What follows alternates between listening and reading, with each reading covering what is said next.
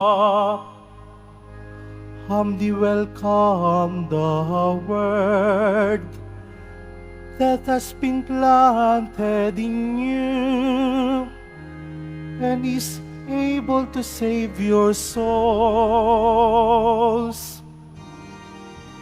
Hallelujah.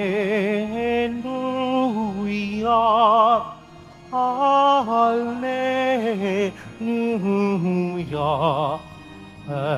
Hallelujah. Hallelujah.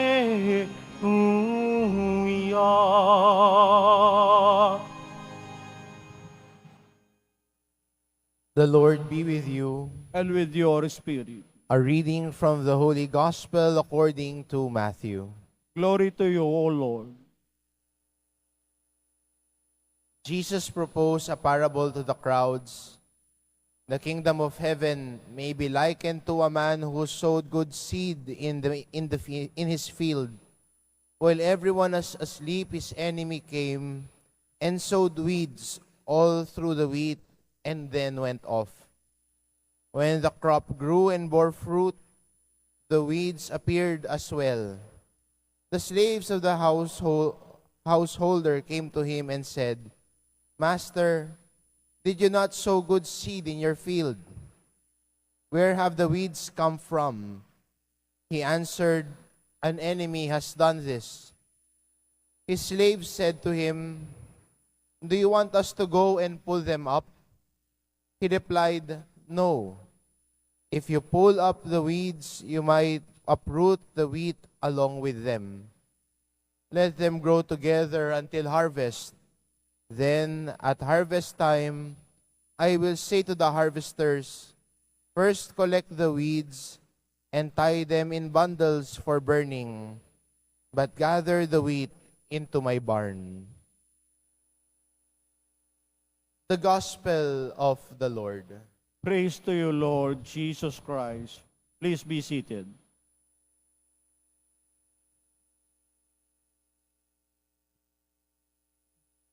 Sa misa hong ito, ang ating Pilgrim's Mass ay inaalala din natin ang mga binabati namin una kayo, mga nanggaling pa ho sa ibang lugar na nagtutungo dito sa Quiapo. No? Marahil ang iba sa inyo ay galing pa ng mga probinsya, lumuwas ng Maynila ngayon, at nais bumisita dito sa dambana ng mahal na pong Jesus Nazareno.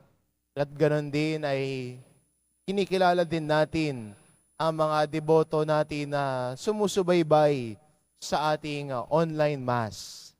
Sila din ay mga deboto, bagamat ang iba ay hindi makakapunta rito, dala ng iba't ibang dahilan, pero sila din ay kasama natin sa ating pagdiriwang na ito. Sa ating nung ebanghelyo ay nakarinig natin ang isang parabola na tinuro ni Jesus. The parable of the weeds and the wheat. Ang tinanim ng Diyos ay mabuting binhi.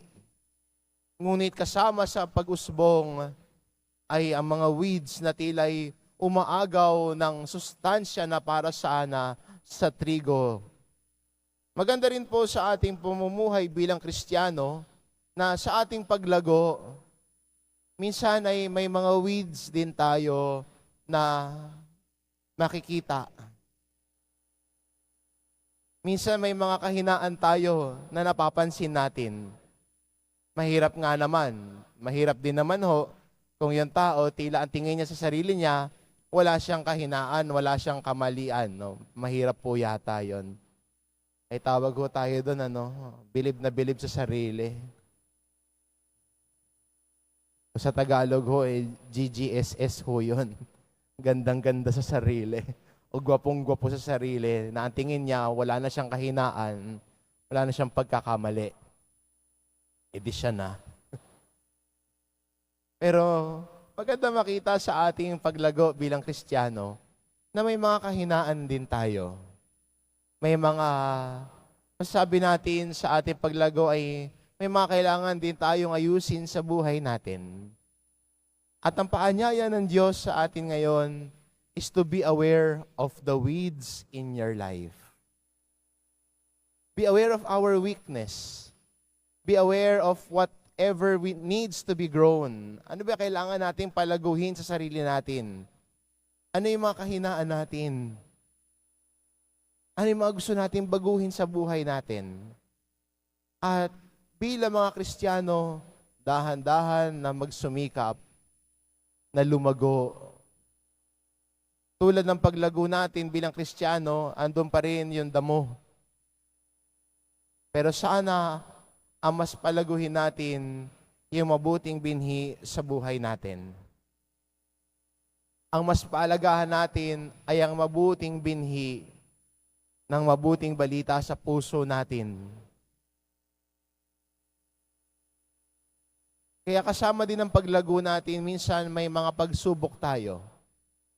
May mga kahinaan tayo na inilalapit natin sa Panginoon at minsan sinasabi natin, Panginoon, nahihiya ako lumapit sa iyo dahil ako'y may mahina, may dungis, hindi perpekto. Hindi naman ninanais ng Diyos na maging perfect ka. Ang nais lang ng Diyos ay lumalago ka sa kabutihan. Na yung salita ng Diyos sa buhay mo, ang palaguhin mo. Yun ang alagaan mo at pausbungin sa buhay mo.